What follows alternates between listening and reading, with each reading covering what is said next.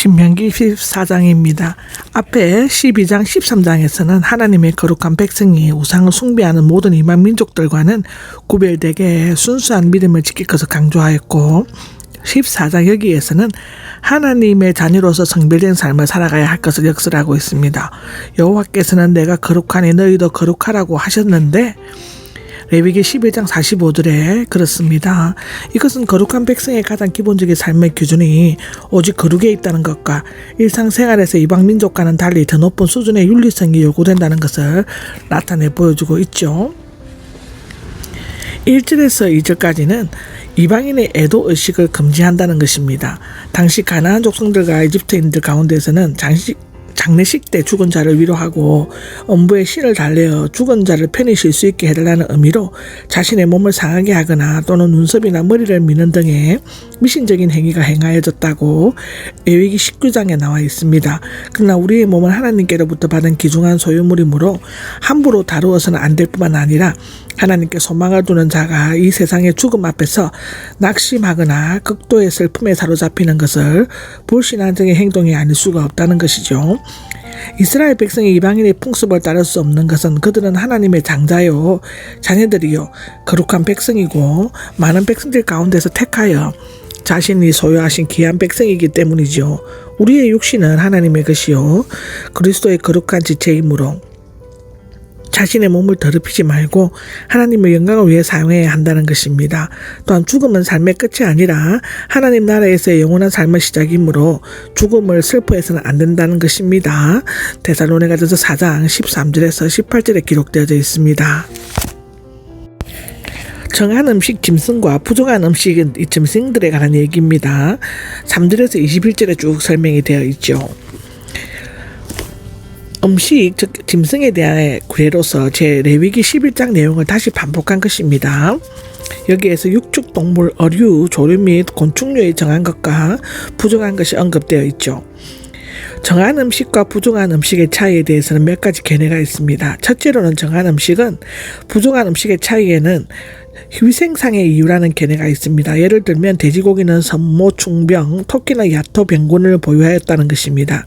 그러나 예수님은 모든 음식은 깨끗하다고 하셨죠. 마가복음 7장에 베드로에게 임한 하늘의 계시로 재확인되었습니다. 사도행전 10장 9절에서 나옵니다. 둘째로 이교도의 제사 의식에 써있던 견해인데요. 부정한 짐승의 역겨운 것, 즉 우상 숭배를 나타낼 때 사용된 것인데 돼지와 같은 동물은 이교도 제사에 사용되었습니다. 그러나 소나 염소는 이교도 종교에서 우상신으로 섬겼지만 이스라엘 백성에게는 정결한 짐승으로 여겨졌죠. 셋째로는 정한 짐승과 부정한 짐승이 선과 악을 상징한다는 것인데요. 새김질하는 것은 여호와가 목자임을 상징한다는 것이고, 그런데 염소는 때로 왼편에 있는 심판받는 자로 나타나기도 합니다. 넷째로는 정한 짐승과 부정한 짐승과의 구별은 전적으로 임의적이라는 것이죠. 즉 하나님께서는 특별한 이유 없이 주님과의 독특한 관계를 나타내기 위해 음식에 관한 구별을 지으셨습니다.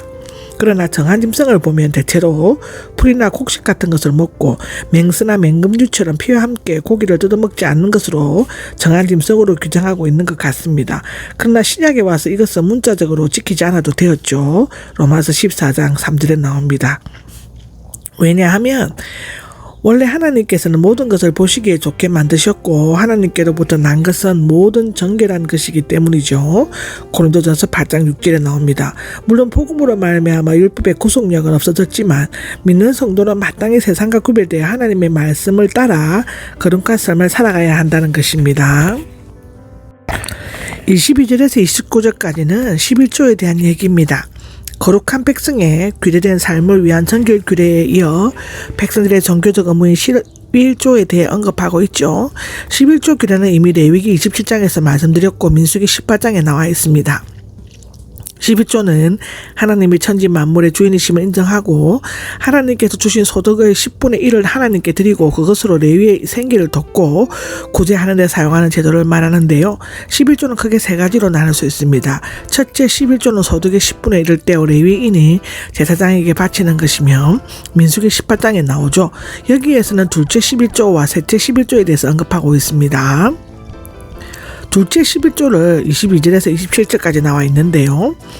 이것은 이스라엘 백성들이 소득의 10분의 1의 기업이 없는 레위인들에게 생활비로 떼어주고 또 레위인은 그것의 10분의 1을 제사장에게 바치는 것을 말합니다. 이것은 백성들의 중앙성소에서 한 해의 소출을 허락을 하는 것을 감사하는 축제에 소용되는 경비로 사용되었죠.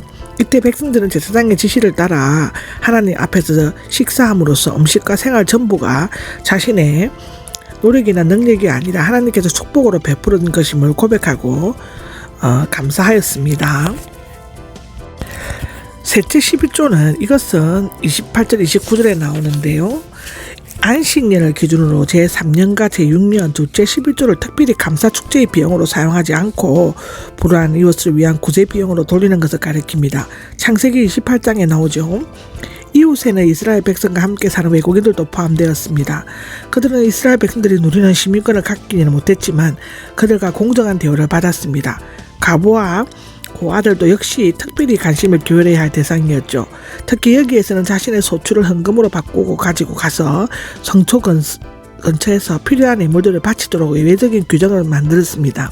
그 이유는 이스라엘이 가나안 땅에 정착했을 때 중앙성소에서 멀리 떨어질 경우 무거운 소출들을 싣고 가기가 힘들었기 때문이죠. 그러나 이렇게 편리한 제도가 악용되어 장사꾼들을 폭리를 취하게 되고 예수님 당시에는 성전을 강도의 소굴로 만들고 말았습니다.